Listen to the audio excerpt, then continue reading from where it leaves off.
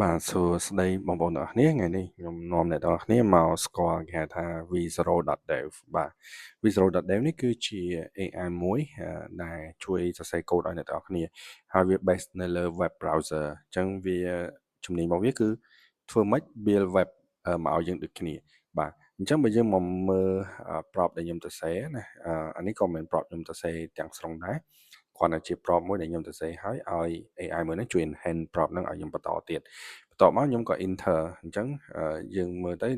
វាមកបង្កើតទាំង database ទាំងអីឲ្យយើង connect ភ្ជាប់អីហៅហាអីចឹងទៅហើយនេះគឺជា prompt ទី2ដែលគេ suggest មកដូចគ្នាថាយើងត្រូវ implement ហ្នឹងអញ្ចឹងអ្វីដែលយើងធ្វើបានគឺមើលមកខាងស្ដាំដៃអញ្ចឹងយើងមាន sign up ហើយនិង log in អញ្ចឹង sign up នេះគឺយើង sign up ដើរដែលវាអាច store នៅក្នុង database បានតែម្ដងអញ្ចឹងយើងអាច log in បានបាទបន្ទាប់ពីយើង log in ហើយអ្នកទាំងអស់គ្នានឹងឃើញបាទពី dashboard របស់យើង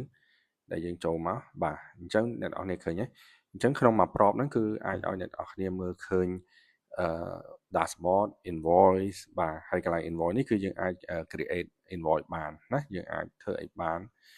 update អីចឹងទៅហើយកន្លែងនេះគឺយើងអាច add item បន្ថែមពីលើនឹងអីទៀតចឹងទៅបាទហើយអ្វីដែលពិសេសគឺយើងអាច preview ឬក៏ save ត្រាស់អីបានបាទពិសេសមែនតើអរគុណសម្រាប់ការតាមដានវីដេអូនេះជួបគ្នានៅវីដេអូក្រោយ